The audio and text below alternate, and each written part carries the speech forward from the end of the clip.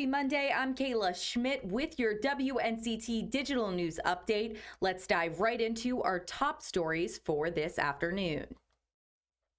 New recommendations from the Centers for Disease Control and Prevention.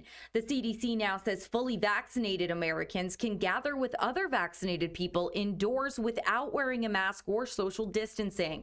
The recommendation also says that vaccinated people can come in contact with people considered at low risk for severe diseases, like vaccinated grandparents visiting healthy children and grandchildren.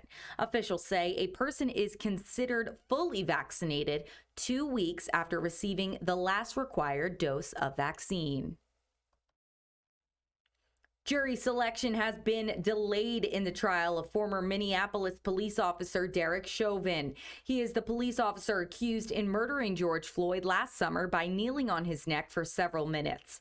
The delay comes in the wake of the latest developments over the possible reinstatement of a third-degree murder charge.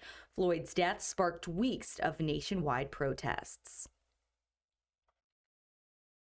The Senate has sent the updated COVID-19 relief bill back to the House, where it needs to be passed before going to President Biden's desk for approval. And our Washington reporter Basil John shows us how both Democrats and Republicans feel about this bill getting its final stamp of approval.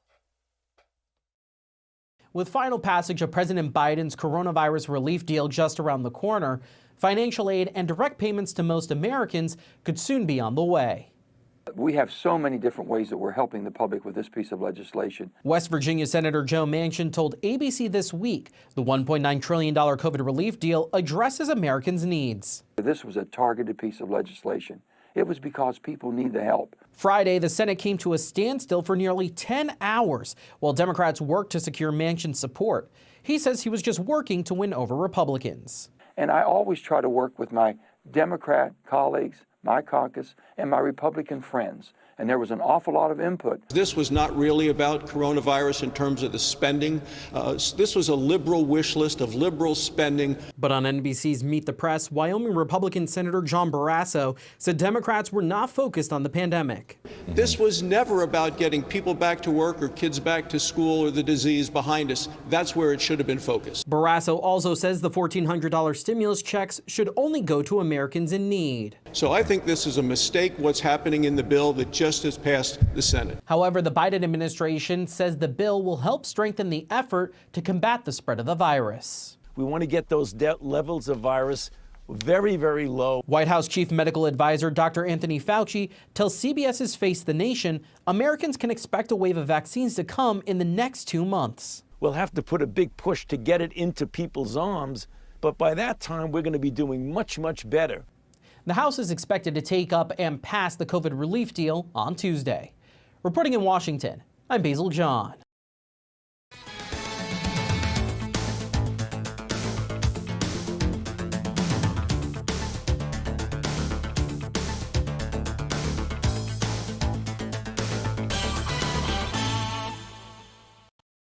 Information on the coronavirus, along with your local news and first alert weather. Get the free WNCT mobile app at the Google Play and App Stores today. The WNCT mobile app is on your side, wherever you are, whenever you need it.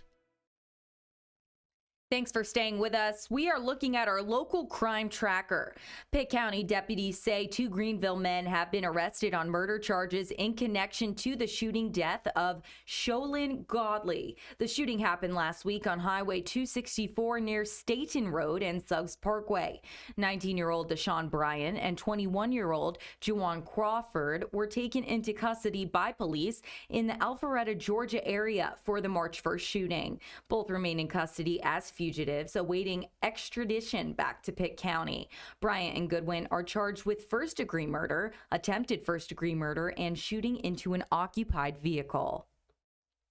And ending with some good positive news, today is International Women's Day. The day is recognized around the world as a day to celebrate the accomplishments and contributions of women throughout history. This year's theme is Choose to Challenge. Event organizers want people to post a picture of them raising their hand to signify they will stand up against inequality, bias, and stereotypes, and include the hashtag, choose to challenge. Well, that's all for this Monday's afternoon update. Join me again at 4 p.m. for more top headlines. For now, I'm Kayla Schmidt in the digital studio. Thanks for watching.